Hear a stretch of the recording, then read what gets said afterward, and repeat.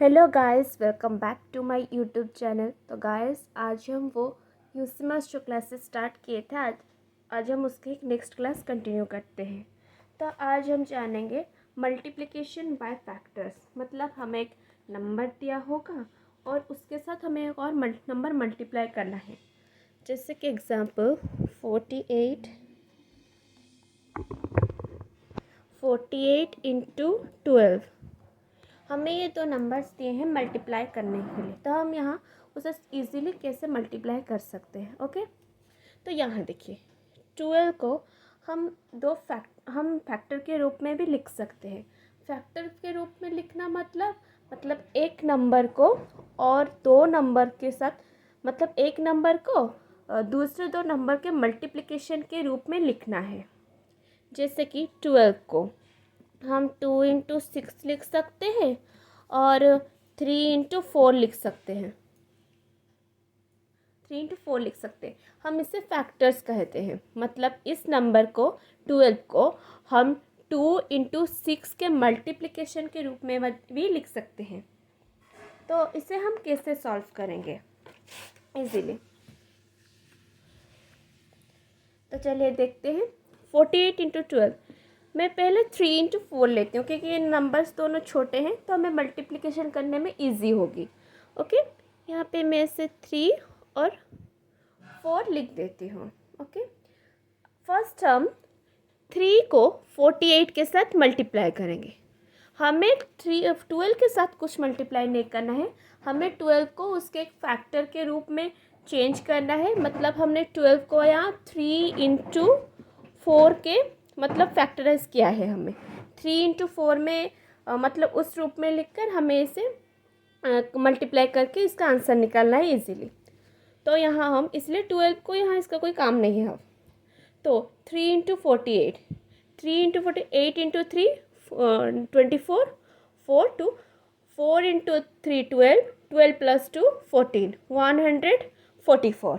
Okay, यहाँ जो 48 into 3 144 निकला, हमें इस 144 के साथ 4 को मल्टीप्लाई करना है। इसका मतलब हमें अभी 4 को 48 के साथ मल्टीप्लाई नहीं करना है, हमें अभी 4 को 144 के साथ मल्टीप्लाई करना है। तो कितना हुआ? 4 into 4 16, 4 into 4 16, 16 plus 1 17, 5 1, 4 into 1 4 plus 1 5, 576। तो अगर हम 48 को 12 के साथ मल्टीप्लाई करते हैं तो हमारा आंसर आएगा 556। तो ये है मल्टीप्लिकेशन बाय फैक्टर्स। मतलब हमें इस दूसरे नंबर को इसके फैक्टर्स के रूप में मल्टीप्लाई करना है। हमने इसको 3 और 4 के साथ किया, और 2 हम 12 को 2 इंटू 6 के रूप में भी अगर हम करेंगे तो भी आंसर 576 आएगा। चलिए मैं आपको करके दिखाती हूँ। 48 इंटू 12, इस बार हम इसके फैक्टर्स 2 और 6 लेंगे। तो ठीक है, अब हम देखते हैं 48 इंटू 2, 8 इंटू 2 16, 6 1, 4 इंटू 2 8, 8 प्लस 1 9, 96। अब हमें 96 के साथ 6 को मल्टीप्लाई करना है। मतलब 6 इंटू 6 36, 6 यहाँ एक 3 है, 9 इंटू 6 54, 54 प्लस 3 57, 576। तो 12 के हम जितने भी फैक्टर्स हैं उनके साथ उन सारों के साथ मतलब ऐसे उन्हें अगर मल्टीप्लाई करेंगे तो सभी का आंसर 576 ही आएगा। तो और एक एग्जांपल देखते हैं। अगर हमें ट्रिपल डिजिट दिया होगा, मतलब ये तो था डबल डिजिट के साथ फैक्टर्स को मल्टीप्लाई कैसे करते हैं। अगर ट्रिपल डिजिट दिया होगा 124 इंटू 24, हमें ये दिया गया है। अच्छा, 24 को हम फैक्टर के रूप में कैसे लिख सकते हैं? 24 इंटू 2 इंटू 12 लिख सकते हैं, 3 इंटू 8 लिख सकते हैं, 4 इंटू 6 लिख सकते हैं। ओके, तो ये सब फैक्टर्स हमने 1 इंटू 24 भी लिख सकते हैं, मतलब जिन दो नंबर्स को मल्टीप्लाई करने से 24 हमें मिलता है। ओके, तो हम हमेशा ये देखेंगे, हमें ऐसे दो छोटे नंबर लेने हैं जिसमें हमें मल्टीप्लाई करने में इजी होगा और हमें जल्दी भी होगा। देखिए 2 इंटू 12, 3 इंटू 8, 4 इंटू 6, 1 इंटू 24। इसमें हमें अगर हम 4 इंटू 6 को लेते हैं तो हमें इजी होगा। क्यों? क्योंकि वहाँ हमें यहाँ 2 को, अगर हम 2 इंटू 12 लेते हैं तो पहले हमें 2 को 124 के साथ मल्टीप्लाई करना होगा, फिर वहाँ एक 3 और 4 डिजिट का नंबर आएगा, उस 3 और 4 डिजिट के साथ हमें फिर 12 को मल्टीप्लाई करना होगा। ये थोड़ा बड़ा हो जाएगा हमारे लिए, क्योंकि अभी हम नए नए सीख रहे हैं तो हमें बड़ा कैलकुलेशन होगा तो हमें प्रॉब्लम होगा। अगर 3 इंटू 8 लेते हैं और 4 इंटू 6, ओके, इन दोनों में कंपेयर करते हैं। अगर हम अभी 3 इंटू 8 को 3 और 8 लेते हैं तो हमें पहले 124 के साथ 3 लेंगे, 3 को मल्टीप्लाई करेंगे, फिर उसमें जो आंसर आएगा, मतलब वो ट्रिपल डिजिट की 4 डिजिट वाला, उसमें हमें फिर 8 को मल्टीप्लाई करना होगा। लेकिन ये तो मतलब ये थोड़ा लेंदी होगा, अगर कोई कैलकुलेशन में मिस्टेक हो जाएगा मल्टीप्लिकेशन में तो आंसर गलत हो जाएगा।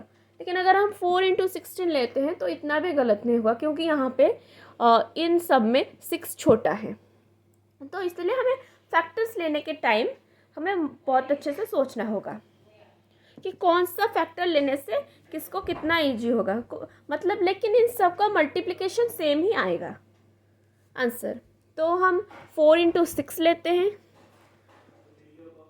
ओके, तो हम 124 के साथ पहले 4 मल्टीप्लाई करेंगे तो आंसर कितना होगा हम देखते हैं। 1 into 4 into 4 6, 16, 1 into 6 4 8, 8 plus 1 9, 4 into 1 4, 496। अब हमें 496 के साथ 6 को मल्टीप्लाई करना है, तो 6 into 6 36, 6 3, 9 into 6 54, 54 plus 50 plus 4 plus 3 57, 7 5, 24 plus 5 29, 2976। तो ये रहा हमारा आंसर 2976। तो अगर हम 124 के साथ 24 को मल्टीप्लाई करते हैं तो हमारा आंसर आएगा 2976। ये रहा 4 and 6 के साथ। अगर हम 3/8 के साथ भी मल्टीप्लाई करेंगे तो यही होगा। तो आप कोई भी ले सकते हो, कोई प्रॉब्लम नहीं, लेकिन ये दोनों लेने में आपको थोड़ी भी परेशानी होगी, क्योंकि डबल डिजिट है तो कैलकुलेशन करने में आपको परेशानी होगी। लेकिन ये क्या, ये दोनों छोटे छोटे हैं, इसीलिए हम इन दोनों को लेने से हमें इजीली, मतलब उसी जगह पे कैलकुलेशन करने में बहुत इजी होगी। तो अभी आपको मैं एक 4 डिजिट का भी एग्जांपल दिखा देती हूँ। हम एक 4 डिजिट का अगर लेते हैं तो ये लेते हैं 5663 इंटू 49।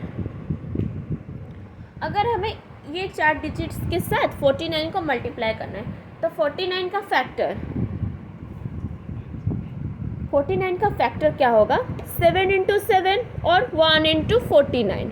ओके, तो इन दोनों में इजी कौन सा है, 7 इंटू 7, 1 इंटू 49 लेने का मतलब यहाँ इसके साथ हम डायरेक्टली स्कूल मेथड के साथ मल्टीप्लाई कर देंगे। तो हम यहाँ क्या लेंगे, 7 इंटू 7, क्योंकि हमारे लिए इजी होगा। तो चलिए हम यहाँ पे 49 के दो फैक्टर्स 7 लेते हैं। 7 इंटू 7 जो 49। ओके, तो अब हम 5663 के साथ 7 मल्टीप्लाई करेंगे। 7 इंटू 3 21, 1 2, 7 इंटू 6 42 प्लस 2 4 44 4। तो यहाँ 76 42 प्लस 4 46 6 4 5 39,641। तो इसके साथ अभी हम 7 को दोबारा इसके साथ मल्टीप्लाई करेंगे। ओके, अब हम इस मतलब 7 को 5663 के साथ मल्टीप्लाई करने पर 39,641 आया। तो अब हम 39,641 के साथ इस 7 को मल्टीप्लाई करेंगे। तो देखते हैं कितना आता है। 7 1 7, 7 into 4 28, 8 2, 7 into 6 42 plus 42 plus 2 44 4 4 9 into 7 63 plus 4 67 7 6 7 into 3 21 21 plus 6 27।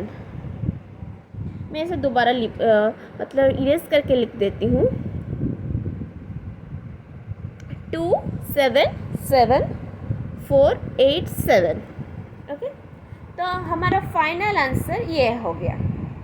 मतलब अगर हम 5663 के साथ 49 को मल्टीप्लाई करते हैं तो हमारा आंसर इतना आएगा।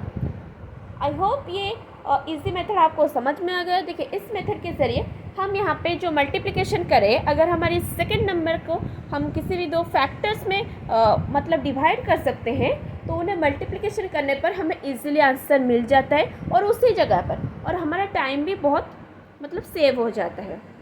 तो आई होप इस वीडियो में आपको ये समझ में आ गया होगा। Thanks for watching.